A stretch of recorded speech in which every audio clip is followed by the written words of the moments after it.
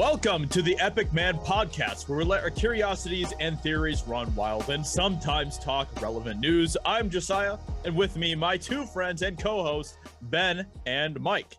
How are you guys doing today? How are you doing, Ben? Oh, that good, huh? That good, huh? Who's Mike? I'm doing good. Good. Yeah, Wow. I'm doing good. I'm living a dream. I'm out here. We out here doing this. Don't, podcast you know, thing. yeah. We're out here doing this podcast. Don't jump in all at once here. So excited. Wow. I'm doing. Yeah. Are you doing? So excited. I'm doing good, actually. No, it's good. It's a good week. You know, some interesting stuff to talk about. This is about to be the best weekend of my entire year so far. Oh dear. Really? Yeah. Oh dear.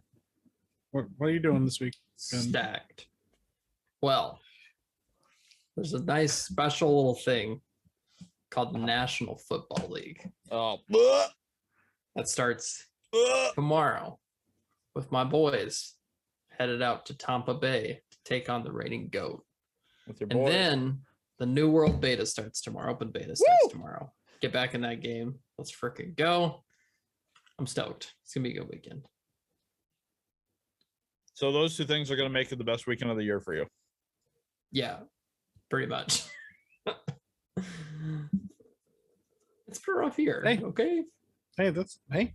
Mike, are you going to get on this New World Beta? I don't know. God, you It's guys won't literally leave me alone free. about this. It's You won't leave me literally alone free. about this damn game. Like, seriously, I don't understand. I just Because don't it's great. understand. Maybe we Is just it want to though? play with you. No, you don't, though. That's the thing. You don't. But what are you talking about? Maybe we do. No, I don't think you do. I mean, if we didn't want to play with you, then we wouldn't be like. No, I just kind of feel. I feel like I'm Facts. just getting harassed by this, and then what's going to happen is I'm going to try to get on this game to play it with you guys, and none of you are going to be on. I'll You're be gonna on. too busy. No, I don't think you will. I think you'll be too busy. You won't be around, and I will be sitting there with my thumb up my butt. Ben's going, got to "Why work, did I-" so he probably won't be on. That's what I'm So- see. Yeah. I'll be on when I'm not working.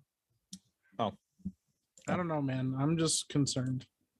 All right. Hey, you don't have to try the completely free beta. That's fine. It's And then fine. there's lots of free betas that come out that I don't want to try. But I don't. I just don't know. Okay. I just don't know what I think. Well, I mean, we would love to have you. We So would. I'm just saying. You know. Still have a hard time believing that, but you know. Well, You can even bring your laptop over here. You could sit right next to me, and we could play together. That's weird. Why would I do Yes. that? That's I like love the that. weirdest It's way to do amazing. that. if That'd be I the had a weirdest way laptop to that do could it. handle it, I would do that. That's like the weirdest way to do that. It'd be pretty cool Why would that be Um, cool? That's weird. because Look you'd up be, two you'd be, dudes- it'd be, we know we'd be dude. It's like couch co-op. That's all it is. Yeah. It's not couch amazing. co-op at all. It's just us sitting next to each other. That's literally what you do with couch co-op. No, not like that. Listen, I used to do MMO parties like that. That was fun, but I don't know, Mhm. not for New World. I don't know. I just Is it because it's a new world out there? it's just because it just doesn't feel like that kind of MMO. I guess I don't know. All right. Maybe we'll see. So I just got done watching this, and I just want to throw this in there because it's weighing on my heart. Yeah. Dang, It's really just impacting me deeply right impacting you, now. Deeply.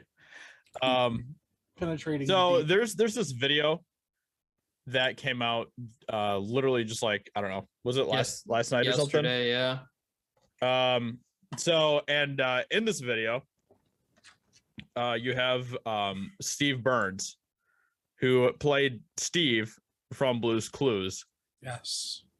and he was kind of like, it was kind of like a weird like throwback nostalgia video where he was kind of talking about, you know, the show back in the day. He was kind of like talking about how he's never forgotten us, his friends. I mean, you know, like we grew up watching that show, and it's just crazy that like 25 years later, he's now back and he's talking about the show and everything else.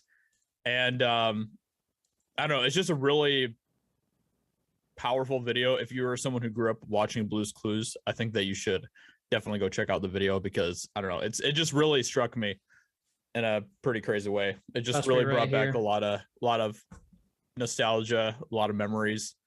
You know, you start thinking about like all those different characters and stuff, and I don't know, man. It's just I had like a Blue's Clues birthday. I think it was for like my 6th birthday or something too. I was like really into the show, so it's just really crazy thinking about how much time has passed since. I mean, he left the show, what, like in, I think it was like 2002 or something. Yeah, something like that. Yeah, and then Joe took over. I was 12 when that happened. Yeah. So it's just, I don't know, it's just really crazy. So if you get a chance, go check out that video. It's really cool. And yeah, I think we have a lot of people who listen to our podcast who are kind of in that age bracket of people who probably watched Blue's Clues as well growing up. So it's yeah. awesome. Yeah, no, yeah, I absolutely agree. We should check it out. It was, yeah, made my eyes well up. Made my eyes a little wet, moist. Moisty eyes. Little moisty eyes over there. Whew. Somebody's cutting some onions. For real though. I hate it when people cut onions like that, dude. Sucks. Why do they have to go freaking cut the onions like that? Yeah. Every time. Every freaking time, dude. Every freaking time. I think, I mean, if we got to find the onion cutter. That's what we need to do. Yeah. Find the onion cutter and take him out. Just like kill him. Toss him in, I don't know, like just like okay, I don't know if I go that. Kill him, right. Kill his family, kill his friends, kill his mom. Oh, okay. All right. Well, now take them all out. Hold on. Speaking of moms. No, I'm just kidding. What bad? Speaking of moms, what? I literally don't have anything to say. Well, we're not going to talk about moms, but I did want to kind of talk about something that is also near and dear to all of our hearts, all three of our hearts. Are you sure? Moms, yeah. No. Yeah, Dune is starting to get some of their first reviews out. Mm-hmm. Heck yes. And surprisingly, despite the fact that they're mostly positive, it's still what I'm hearing is kind of mixed. And you know what? And I think that's really interesting. That makes me even more excited. Yeah. Yeah. I mean, I think it's still pretty positive overall, isn't it? Like it is. Yeah, it's 85% or something like that. But yeah, it's 1% below Blade Runner 2049. Yeah, but it's 87%. Yeah, so it's that is like heavily positive. Like I was reading Blade Runner also kind of had a pretty similar review. Yeah, rating. I'm reading some of the reviews and just kind of like listening to what some of the people say, and it sounds like this is very much like one of those slow burn, like take your time with it, watch it, movies. And something that I find myself in like a weird spot recently with films because we've been doing like movie reviews, me and Josiah, recently, and so I've been trying to go into movies with a little bit more critical of an eye than I normally do. And I catch myself now being frustrated sometimes when I watch a movie like The Green Knight or a movie like Blade Runner 2049, and the response I hear from like general audiences is that it was boring or that it was too slow. Yeah. And like it's almost like now that's like a negative because that is go ahead, Ben. Oh, I was just gonna say that criticism is, in my opinion, one of the worst criticisms you can give to a movie. Yeah, it's a very weak one. And there are movies that are slow and badly paced, and you can say like this movie just doesn't capture you, or you get bored. Yeah, I've been bored in movies before where I'm like, oh man, this is still going or whatever. But like, go watch like the 10 Commandments. That movie's like 3 hours long. 3 hours long, yeah. Yeah, and that movie there's a lot going on in that movie, and nobody was like, oh, it's 3 hours long. Oh, geez, there's so much going on. It's like, I think great examples of movies that are really long, that take their time to tell their story. I mean, obviously top of my list would be Blade Runner 2049, but then you've even got movies like the Lord of the Rings trilogy. Granted, there's a lot more action in the Lord of the Rings trilogy than there is in a lot of other longer movies, but it still takes its time to tell its story and to make you care about your characters and things like that. And that's not a bad thing. It's like I mean, there was a review I read of Blade Runner 2049 when it came out, after I'd seen it, and it was like talking about how the movie was boring and the characters were bland, and those were the that was completely opposite from how I felt that movie was. I thought the characters were full of life in a world that's very bleak, but it was not a boring, like that is not a boring movie. I don't understand how you can watch Blade Runner 2049 and think that movie's boring. I just don't understand, because it is so grippingly told. The story is so grippingly told, and the performances are so good that I don't understand how you're not completely sucked in by that movie and immersed in it. And to me, it sounds like Dune is in the same vein, where it really just like transports you to the world, which I think is one of Denis' biggest strengths. He is so good at transporting you to another place, and you literally aren't moved from this like trance until you're done with the movie. That's how I felt with Arrival. It's how I felt with Blade Runner. It's how I felt with Enemy. It's how I felt with like all of his movies. And I think that's a really good sign of a good storyteller, is when you can really transport your viewers to another world. Because at the end of the day, that's why we watch movies, and it's why we read books, and it's why we want good stories. And I think that's just so important. And that's, to me, what it sounds like it is with Dune. You know, obviously one of the biggest things I've heard criticism wise is it's like it ends before it really begins, but he's only telling the first part of the story. He is very much relying on the sequel. And to me, that's okay. I'm okay if it's left hanging, because he's trying to tell the story to the best of his ability and not leave anything crucial out of it. He's not half-assing it, I guess. He just wants to tell the story the way it should be told, and really develop these characters slowly so that we can kind of grow with them as they go throughout their story, which I think is really good. And from what it sounds like it's a very faithful adaptation, as faithful as it can be to the book, which is a lot, because that book is chunky. Like there is a lot of lore in Dune, a ton of lore in that book that is very hard to wrap your head around. And so it is like, you know, to really do that in a movie is a daunting task. And to even have this positive a rating from like mainstream critics is pretty impressive to me. Considering how daunting of a book it is to adapt. Yeah, absolutely. Right. And I just, I don't know. I don't ever want a movie to be long for being long's sake. Yeah. But some of the like most classic, like most popular movies of all time are, you know, over 3 hours long. I mean, you have movies like the 10 Commandments, like we mentioned, which is 3 hours and 40 minutes, which is insane. Because nowadays, if a movie that long came out, they'd be like, no, it's too long. Nobody wants to see that, you know. But you have 10 Commandments. Go ahead, Ben. I'm gonna go down this list. Well, I was gonna say, but every the thing with that movie, and even something like Lord of the Rings: Return of the King, which even in the theatrical version, I think is over 3 hours long. Yeah, it is. Every minute of those movies is to service the story. And you can tell while you're watching them. Like there's not a single scene from Return of the King, from Blade Runner 2049 that I would remove from the movie, because it's so imperative to how the movie flows into the story that's being told. Well, we even saw it like with even Justice League. Yeah. You know, it's a long movie, but dude, it was worth it. Like you needed all those scenes. Every minute of that movie made sense to be in there. Yeah.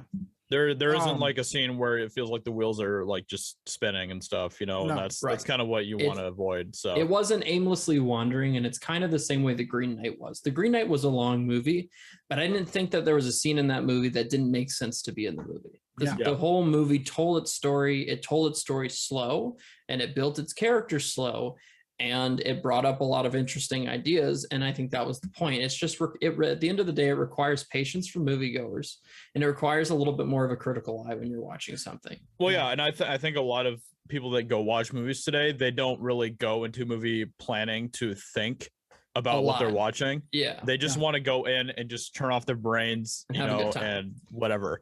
And, you know, there's movies that are fine for that and stuff, but, you know, overall, like with every movie that I go in, I want to be thinking, I want to be active, I want to be you know, responsive to whatever is happening on the screen and kind of processing that and stuff. And I think that really does help when you are, you know, going in to watch these longer movies. I think that really does help with kind of trying to think, especially in those moments where, you know, maybe somebody who has their brain shut off, they're just sitting there and they're like, why are we just watching this guy walking around and looking at weird giants in the fog and stuff?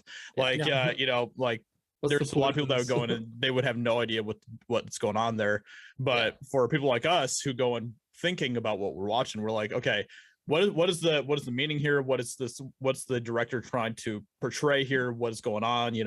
We're actively thinking, and I think that really helps make a movie not feel like it's just like, treading or whatever. So yeah. And I think too, it not only is with longer movies, it also can be done well with shorter movies. I think a good example of a movie that just makes you that really immerses you in its runtime, but it lasts only as long as it needs to, is The Night House that Josiah and I saw. I know we've talked about it a couple times here in the past weeks, but it was an excellent job of telling a story and building its characters in the amount of time that it needed. It wasn't too short, it wasn't too long, it was a perfect length. It's the same with something like A Quiet Place Part 1 and Part 2.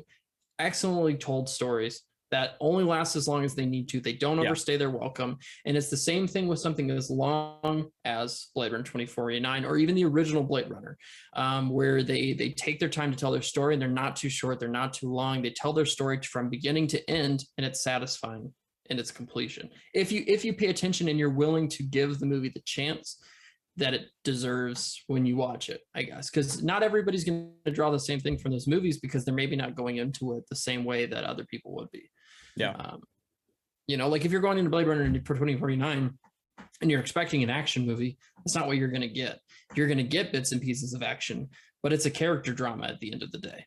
I mean, that is what it is. And so it's, and that might throw people for a loop the same way I think Dune will, because Dune has a lot more action than Blade Runner does, but it's still a character piece.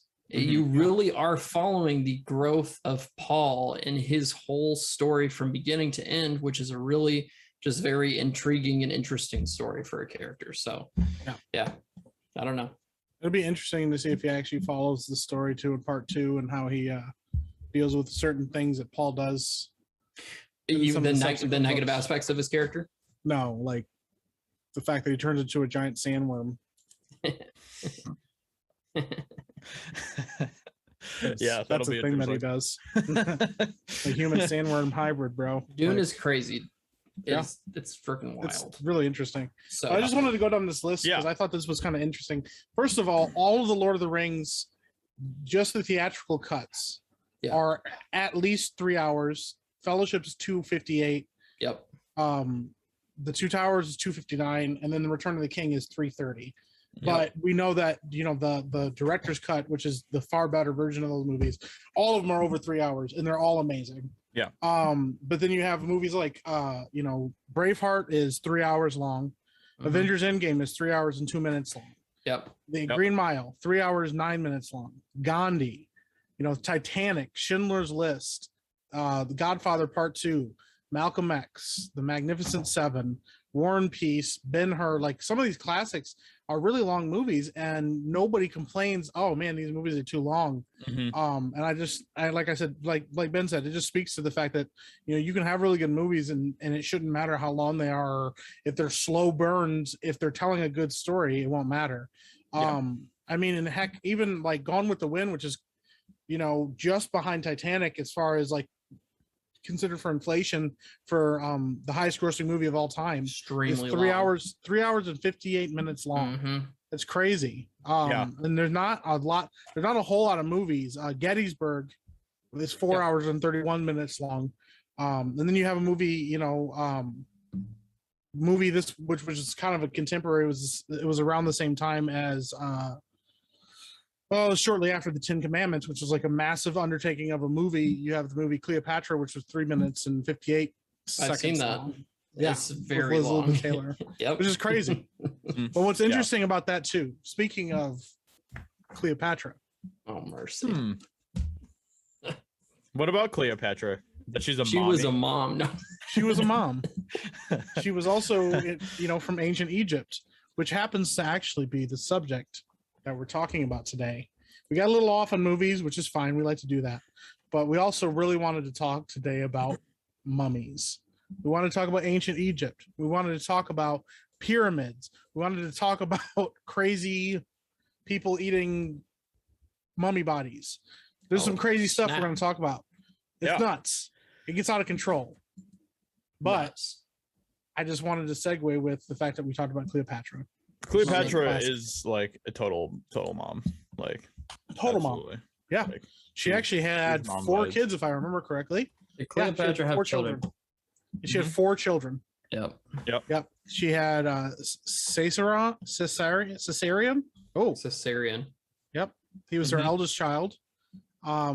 He actually, there's some hieroglyphics that show him on the Deandara temple, the Hathor temple at Deandara, Egypt.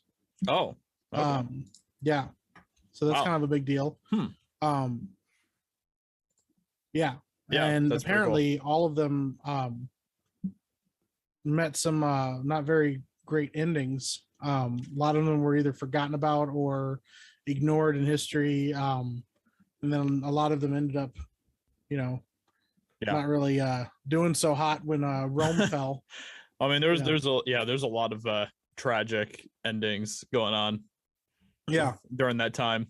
So Cleopatra even had a pretty tragic ending, Yeah, she killed herself. Yeah. So yep. So yeah. Just completely yoinked herself there. So so Mike, I think that one of the things that really kind of sparked a lot of this that really drew my interest to the subject that we're talking about today was the thing that you're talking about, how apparently there's a pyramid in the Grand Canyon. Not just a pyramid, Josiah. Okay. An Egyptian pyramid. A frickin' Egyptian pyramid. Mike? Oh, snap? I do not know how to pronounce this correctly. It is spelled Cheops. Cheops pyramid. Let's find out. It's a 5,401 foot elevation summit located in the Grand Canyon in Coconino County of Arizona. The butte is situated 4 miles north of Grand Canyon Village, 2.5 million miles southwest of Buddha Temple, and 1.7 miles southeast of the Isis Temple, which is the nearest highest neighborhood. Yeah, it is a flat top erosional remnant composed of Mississippi redwall limestone overlaying the green shale. This is a lot of discussion about the thing, but listen, this is actually a temple, an Egyptian temple inside the Grand Canyon. Wow. Apparently it's pronounced Cheops. Sorry, I just wanted to Cheops. I looked it up. That's how it's pronounced. Boom. Well, there we go. It's just crazy though. That is crazy. Let me see if I can find the actual. It's apparently an Isis temple. Isis is one of the Egyptian gods. God, yes. Yeah. Thank you, Ben. Thank you, Ben. I don't remember which one, but she's a god of this. No, yes, god of the sun. I don't know. She was something. Yeah, I don't remember. No, she was a lover of Ra.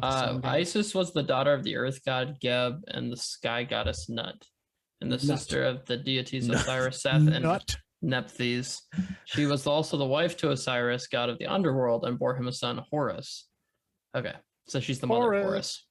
So yeah, like this is kind of a weird, like it's just kind of crazy that we, here in America we have pyramids, like people like temples and stuff built, right? And like, how did that come to be when, it's a pretty far distance away from us, Yeah, exactly. Yeah. Well, I mean, there's been like lots of interesting stories of people who came from like Middle Eastern regions and stuff over to America. So like another thing that's kind of an interesting thing about that's like apparently there's a lot of like copper that is also in like the Middle East. Ooh. And people think that a lot of this copper over there was like used to build like Solomon's like temple and stuff. And when they actually like traced back the origin of where this copper came from, it came from places like the Upper Peninsula in Michigan and things like that. Oh, yeah. So, like, isn't that just like crazy to think that there might have been people coming all the way over here, literally just to like get freaking copper? Yeah. Like that's just absolutely insane to me. But there's things like that, which is really, really cool. There's there's even like certain different kinds of like mummies that have been found Obviously that doesn't directly just tie in with Egyptian stuff, but it could have been stuff that was like inspired by Egyptian ways, I guess, Egyptian culture, different mummies that have been found. So, and then there's also this very interesting thing, which I was looking into, where apparently there was an inscription that was found in ancient Egypt that was like in hieroglyphics, and it talked about how there was like like there's also like cocoa and tobacco as well that was found in like ancient Egyptian like mummies and stuff. Wow. So that's crazy. So yeah, so and then like some of that stuff has been apparently like traced back to like America and stuff as well. Wow, that's nuts. Yeah, it makes the world like a lot more interconnected than we always thought it was. Yeah, yep, exactly, because there's like no there's like no evidence of also like cocoa and tobacco being found in like Africa, Europe, or Asia like before the time of Christopher Columbus as well. Wow. So obviously cocoa is something that came from more like, you know, Central South American regions and stuff. Yeah. So yeah, it's pretty crazy stuff. It really is. Wow. Like, what do you do with that? Yeah. And apparently tobacco also originated from like South America as well. So yeah. Oh yeah.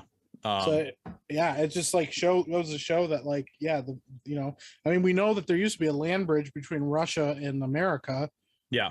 For a long time, you know, so it's like, you know, what kind of people came over here and were walking around and interacting with each other.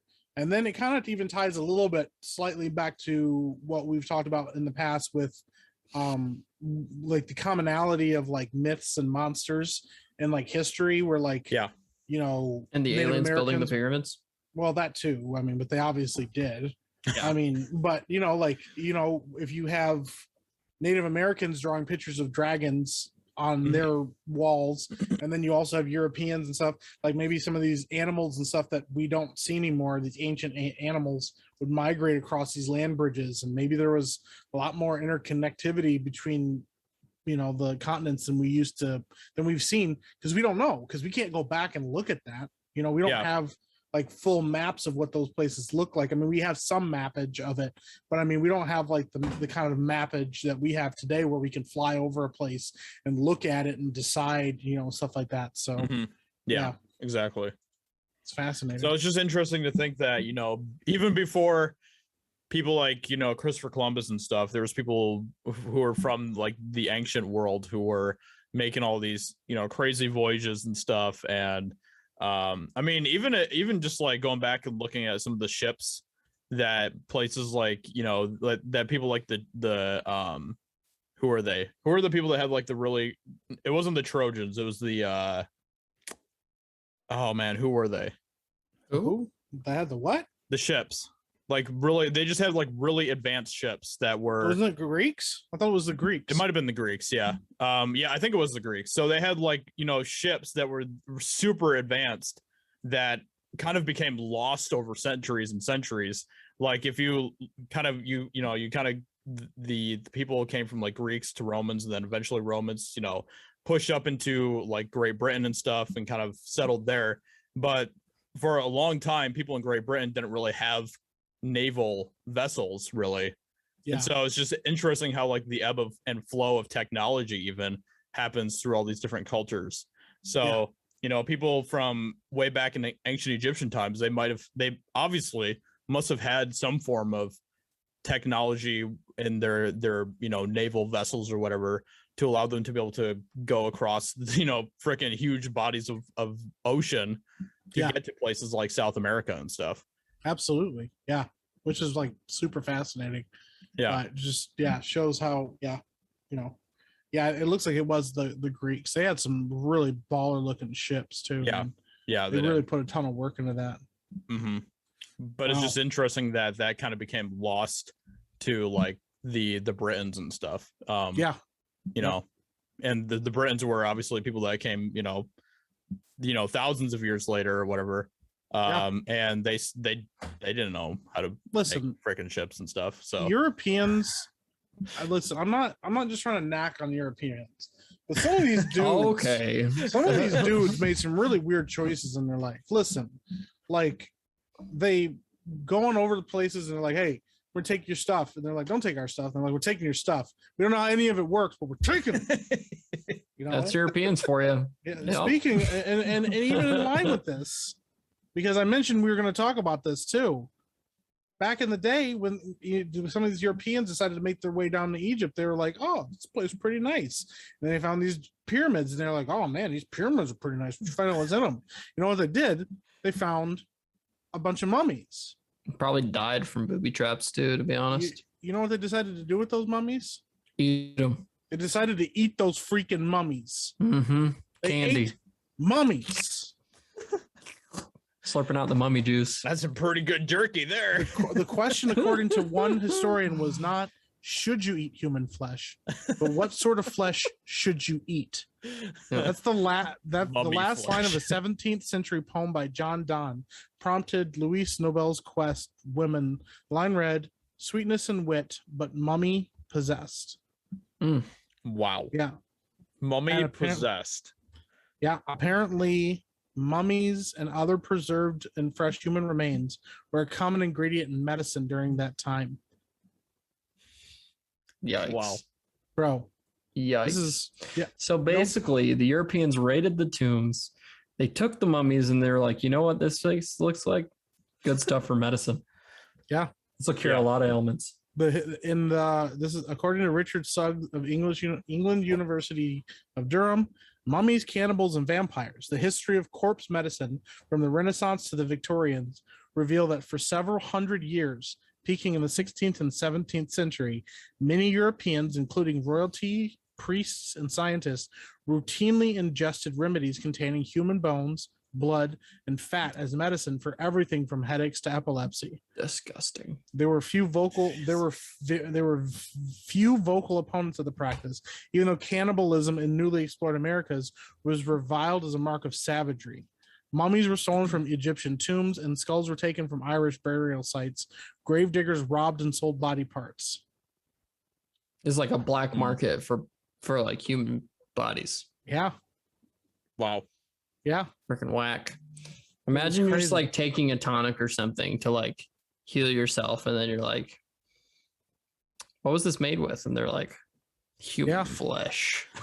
I mean, King Charles II sipped the King's drops, which was it was alcohol containing human skull. Wow. I mean, the crazy thing about that is that even to this day, we kind of do some of that same type of stuff with like stem cell stuff.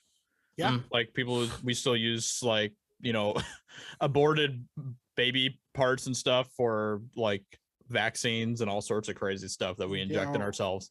Or like, we're taking like people from spinal fluid and then like give it to people. So like, you know, it's just crazy that go ahead. I was gonna say when we do, I mean, it's obviously a little different, but we do like blood transfusions, plasma injections, things like that too. Yeah. But you know, it's just weird. Like it's just funny how like now it's kind of like acceptable when it's in these like certain brackets that we put it in, and they were kind of doing the same thing back then with just a little bit more of a, I don't know, primitive method, I guess. Dude, it's crazy. Listen to this. This is apparently it wasn't a super common practice, but the poor, certain German and like Germanic like places, they would stand by at executions, paying a small amount for a cup of the still warm blood of the condemned. The executioner was considered to be a big healer in Germanic countries. This, according to the historian, he was a social leper with almost magical powers. And then for those who preferred their blood cooked, there was a 1679 recipe from a Franciscan apothecary, and it describes how to make it in a marmalade. Blood marmalade, bro. Blood marmalade, dude. Blood marmalade. Let's go. It's like, what kind of marmalade do you want today, man? I'll take some of that blood marmalade if you got some on hand. It's like, what is happening? Do you want the orange? Do you want the orange marmalade or the blood marmalade? There's actually a lot of reasons. Apparently, a lot of people. There's a lot of discussion about the fact that now, some of what we don't understand and some of the things that we can't fully comprehend about like the Egyptian cultures and stuff is because a lot of these tombs and stuff were completely desecrated. Like they didn't go in there like as scientists trying to like preserve or learn about a history. They were going in there and raiding these tombs to get bodies out of them and stuff so they could use them for medicine later. Yeah. And then would leave things in there, and then people would go in there later and like steal all the gold and steal all the treasures and stuff like that. Yeah. This is crazy. Jeez. Like, what is it like? Why would you do that? Why would you go, you know what, this body's ancient, we should eat it? Hey, maybe they just had a thing for ancient people, I guess so. I like that. Crazy, dude. It's kind of nuts too. I don't know if you ever go through and look at some of the videos and stuff, or like some of the pictures they have of mummies and how like well like kept some of these bodies are to this day. Apparently it was very like the whole process of creating mummies and stuff was similar to how we deal with like bodies and stuff today. They perfumed them, they put a lot of oil on them, stuff like that. Apparently there was like mummification packages because like I'm assuming only the rich and wealthy could. Yeah, it was super expensive, but it was because they believed that in the afterlife, you basically had like all of you in the afterlife. And so the more of you they could send back there, the better you could deal with. Which is really funny because the only part that they would actually take out of you is your brain. Yeah. They would like put these hooks in their noses and like take out the brain. Yeah. They would just toss it because they thought it was just useless. It's so crazy. They didn't know exactly what it was for, so they just kind of like got rid of it. They're like, you don't need this. Like, man, this looks dumb. But everything else can stay. You could say that they weren't using their brains when they did that. Nice. It's crazy. Apparently, they used to use the threat that if you didn't, like if you took the cheaper packages and stuff, that you could risk your dead relative haunting you because you didn't take care of their body right. Wow. Nice. Yeah. Wow.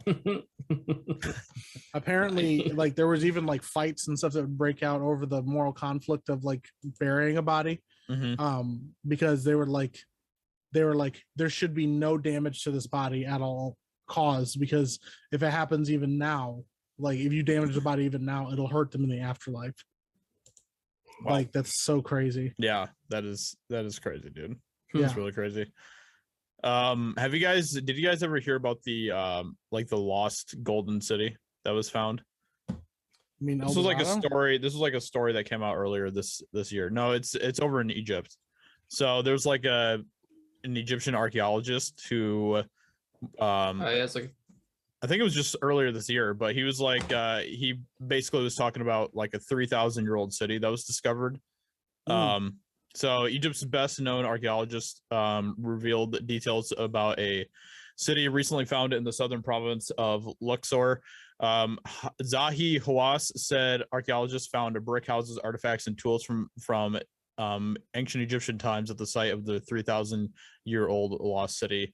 So the city dates back to obviously like the golden era of ancient Egypt. And then he was talking about how like just what a crazy discovery this was and stuff. City walls and even rooms filled with ovens, storage, pottery, and utensils used in daily life are said to be present.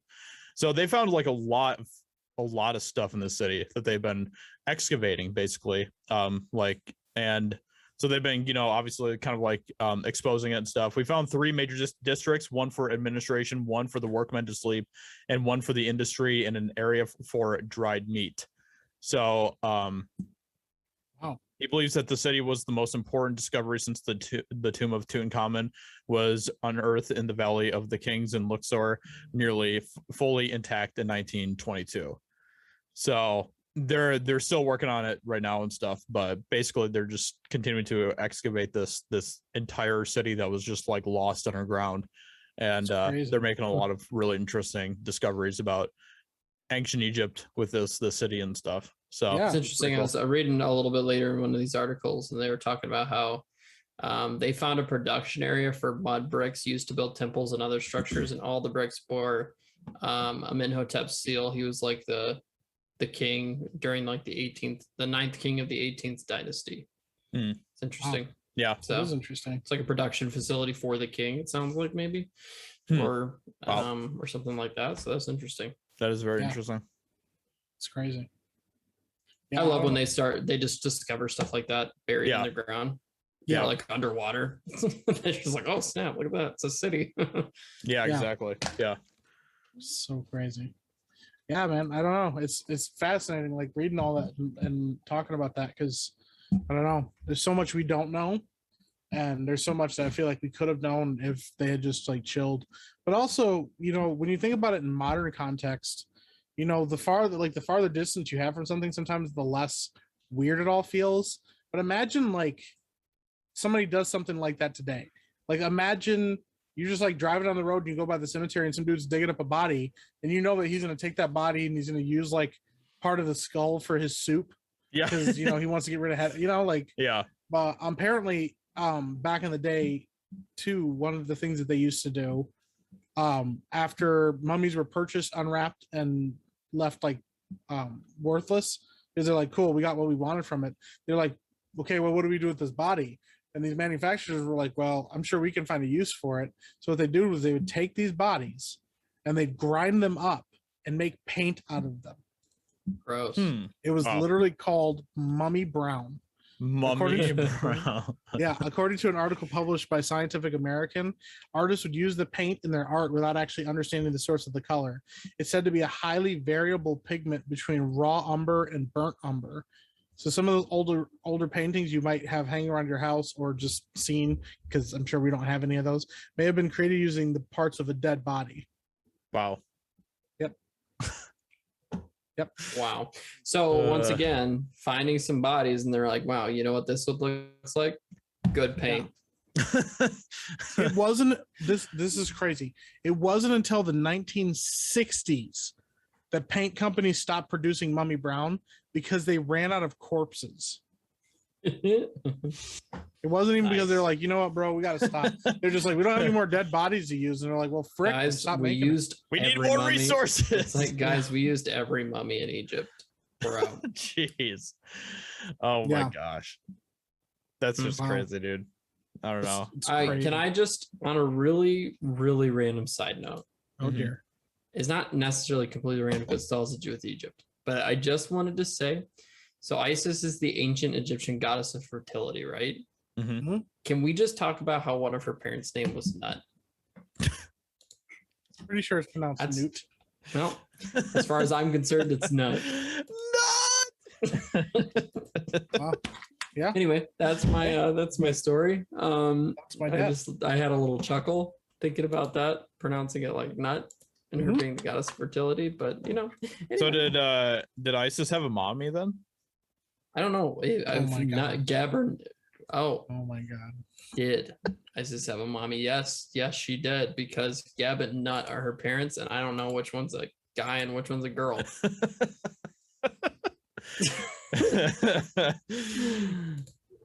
Maybe mommy was nutting all over, you know? I don't know. Who knows? Maybe. Maybe. All right. Okay. On that note. Wow. So apparently they also found a mummy with a gold tongue at one point too. A gold what? Wow. Gold tongue. Oh, I thought you said gold pun. Like a pun. A joke. So a 2,000-year-old gold tongue mummy was uncovered amid a dig in northern Egypt, according to reports. The mummy was among 16 burials uncovered in poorly preserved rock-cut tombs at the Temple of Taposiris Magna, west of Alexandria. And let's see. So yeah, like literally there's a picture of it, and it's like a skull, and literally right in the mouth of the skull, you see like a golden tongue, which is interesting. So yeah, apparently that was the thing. So what do you do with that? I don't know. I mean, I just looked it up. That's crazy. Yeah, right. Just type in like gold tongue mummy. It's nuts. Yeah. It looks like a Pringles chip. Yeah, it kind of does. It kind of does. Yeah. Golden mummy tongue. Apparently, I didn't know this, but apparently, the Scottish also used to mummify people. The Scottish. Yeah. Really? In 2001, scientists discovered several 3,000-year-old mummies on an island near Scotland. But the weirdest part of that is that they were contained the parts of several different bodies. Oh, wow. Yeah. They think what happened was they were discovered, like somebody was digging up the ground after they'd been buried and forgot that there was bodies there. And then they were like, oh, well, we got to rebury these bodies because you can't just leave them out. And then they would just like take different pieces from the different bodies that hadn't decomposed and put them together and bury them together so they'd have like full bodies. Yeah. Jeez. It's crazy. It's like a jigsaw puzzle. Yeah. Even weirder. Listen, we're going deep down the mummy hole. Oh, geez. In Japan. No, I don't like the way that you said that. I don't either. Deep in the mummy hole, a small number of Qigong monks in Japan began to mummify themselves while they were still breathing. What? The goal of the practice was to enter a state of deep internal meditation. And over the course of about 800 years, a dozen monks actually succeeded at making mummies of themselves. Oh, snap. It began with a nasty diet that forbade the ingestion of anything but what could be found in the wooded mountains where they lived in solitude, leaving them to only eat nuts, roots from trees, bark, and pine needles. Thought to cleanse the spirit, this strict diet also eliminated body fat, muscle tissue, and moisture, ultimately beginning mummifying the body while they were still alive. This was done for 1,000 days, alternating between foraging for food and meditating until the cycle was considered to be complete. Most of these Japanese monks went through the cycle several times before feeling they were truly ready for the final step, likely because the final step was death. They'd stop eating until they felt it was finally time to die. At that point, they'd call their friends to bury them in a relatively small pit with just a small tube leading to the surface for air so they wouldn't suffocate, but would instead die from starvation. What? Uh-huh. So, okay. Wait, what was the point of doing that? It was to, listen, it was to... So, all right. So my question is, they left just bored. They wanted to do something, but what I want to know is, so they were trying to mummify themselves, right? Yeah. Then why did they leave tubes of air? Well, because they didn't want to suffocate. Okay, but also doesn't that ruin the mummification process because air is getting inside? Well, it gets better. It does. Apparently, 1,000 years after their burial, the tombs of these monks were open to see if the mummification was successful. Only the bodies that showed no signs of decay were considered successful and enshrined. All the others were discarded and considered a giant waste of time. Hurt. All right. Can you imagine that? Like, they just like, hey man, they dig you up. They're like, did you find true enlightenment? They dig them up and your body's decayed. They're like, man, piece of garbage. And they just throw your body off to the side. But then they're like, this guy, look at this guy, his body. Yeah. This prune over here. Yeah. They're like, that's the right way to do it. Yeah. Unbelievable. Wow, dude. Yeah. That's crazy. really funny. That's really funny. Yeah. Well, there's even like the like a lot of the kind of going back to like pyramids and stuff, like a lot of the there's a lot of the structures from like South America and Central America that kind of have kind of like a pyramid look to them, sort of. And it just makes me wonder if like there's some sort of connection there, you know? Because you kind of have people from all over the world that are kind of making these structures that are sort of pyramid like, with obviously their own kind of spins on it and stuff. But it just makes me wonder where the common through line is, where, you know, like where did that idea come from of making pyramid like structures, you know? Like, yeah, I don't know, it's just crazy to think about. Yeah, absolutely. I mean, I like to this day people still don't know how they built the pyramids, and that alone is just it's the freaking aliens, dude. Yeah, well, it's all guessing. I mean, like, it's all guessing games, and they just, you know, that to me is fascinating, that you're, you know, thousands of years later and stuff, it's all guessing games about whether or not, you know, what's funny is that there's I think I mentioned this before, but there's a game called Mass Effect 3. If you guys haven't played that or not, yep. But there's a character in it who's like from an ancient like civilization, and there's one character in the game like from that she's from in all 3 games like studies his civilization for like years and years and years, like decades of her life. And she's like, oh my gosh, what is it like to meet you, and what was your civilization like, and did you guys do this, or would you guys like that? And he was like, no, none of that's true. Like, and then she finds out he was actually kind of a dick.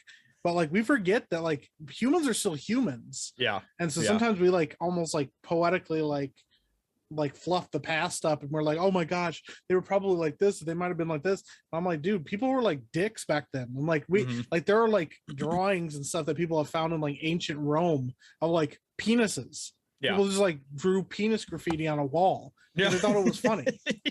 Yeah, you know? That's because it is funny. Yeah, it is funny. Like years later, like, and then there's like even I think it was in Pompeii or someplace like that. Yeah, there's a guy literally like he was literally like he was masturbating like while. Oh, that I wasn't even gonna mention. Is that not the one you're going to? Yeah, the one guy died bad jerking off. He was like, "End of the world, man." Like, but no, there was a guy that like they found this ancient inscription, and they were like freaking out about this ancient inscription, and they were like looking everywhere trying to figure out what it meant, and they're doing all this stuff. And then when they eventually discovered more of the language and able to decode the language, it literally says like whatever the guy's name was. Let's say his name was Mark or whatever. It just says Mark was here. That's all it said. And they were freaking out. They're like, what could it mean? You know, and like, you know, so sometimes, so funny. Yeah, like sometimes, you know, obviously, you know, you can pick up context clues and you can learn what you can, but you know, these civilizations and their traditions died out. So we could like find out later that, you know, being a mummy was a big scam. Like we could find out later that there's like some guy that was literally just like scamming families to like, you know, live in these temples and mummify their buddies because they're like, it's so important for your family. And you find out he was just like a rich dude that was just doing it. And we're like thinking it's some deeply religious like feeling, or we can find out some, you know, maybe we're right. Right. You know, but I think that concept is really fascinating that we really don't know. And we could find out that like the meaning behind it is like way dumber than anything we could have ever conceived. Or it could be like way cooler than anything we ever conceived, you know? Exactly. Yeah. Yeah. I don't know. But we can. Yeah. That kind of makes things just fun and interesting though to think about, because you know, obviously it's really hard to kind of put yourself in the shoes of people in the past, but it's kind of fun to do that sometimes and try to think, because obviously like we've talked about this before, Mike, in the past on the podcast, but you have to keep in mind that these people from all these different times and stuff had a completely different perspective on the world than what we have today and stuff. And trying to look through their eyes, you know, obviously at the end of the day, they're still human and they're going to do weird stuff because that's what humans do. That's just what we like to do, man. We just like to do weird stuff. Yeah, exactly. So I just want to close out with this. All right. Have you guys heard of the Gosford glyphs? No. Tell me about them. So tell me about them. The Gosford glyphs are hieroglyphs that are found in Australia. What? Oh, snap. They're a group of approximately 300 pseudo-Egyptian hieroglyphs that are located in New South Wales, Australia. They're found in an area known for its Aboriginal petroglyphs just between Gosford and Woy Woy within the Brisbane Water National Park. So the glyphs have all these different like Egyptian looks to them and stuff. And obviously there's a lot of scientists, you know, like experts, I guess you could say, who are saying that these aren't real because they are basically just writing it off as it's impossible for Egyptians to have come to like Australia. But who says that Egyptians could not have come to Australia? You know, like there's a possibility that they did. Like, especially, you know, if you have Egyptians that are coming, that have like cocoa and tobacco on them, that have been like mummies that have like cocoa and tobacco on them, then why not Egyptians in Australia too, you know? So bro. I don't know, it's just interesting.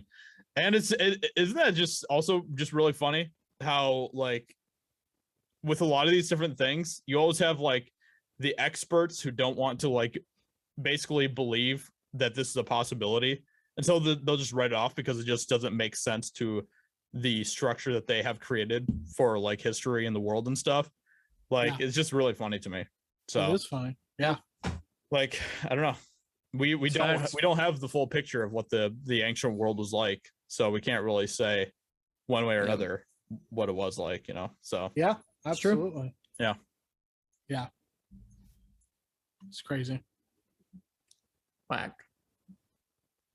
So on that note, super exciting ending. We just ended it. No, why mommies? Why? Listen, just to get back to this, by the way, Cleopatra had 4 kids. Yes. And all 3 of the boys died. Tragic deaths at young ages, and then the daughter became a queen and had a bunch of kids. So nice. So she carried on the mommy thing. Yeah, dude, she became a mommy right after her mommy. We could do a whole episode on famous mommies. We could do an episode on mommies. Yeah, but why would we do that? Why wouldn't we do that? Who doesn't want to see an episode of mommies? Listen, comment below. Why do you hate moms, Ben? Send us messages. Tell us. I want to hear more about mommies. If you want more mommy content, let us know in the comments below. Leave a like, subscribe to the channel, and we'll talk to you soon. Okay. The Epic Mom Podcast. Oh no. Got him. We could have our wives do that. Do an Epic Mom podcast. Oh my gosh, that's actually not a bad idea. So on that note, thank you everyone for listening to this episode. We hope that you enjoyed with all of the crazy information about Egyptians, mummies, pyramids, and mommies. All of that stuff, and mommies. Don't forget the mommies. So we hope that you enjoyed. If you're watching us on YouTube, please subscribe and leave a comment, a like, all that stuff. We'd appreciate it. And if you're listening to us on your favorite audio podcast platform, then please leave a review. We'd appreciate that as well. Thank you, everyone, and we will catch you in the next podcast very soon. Bye.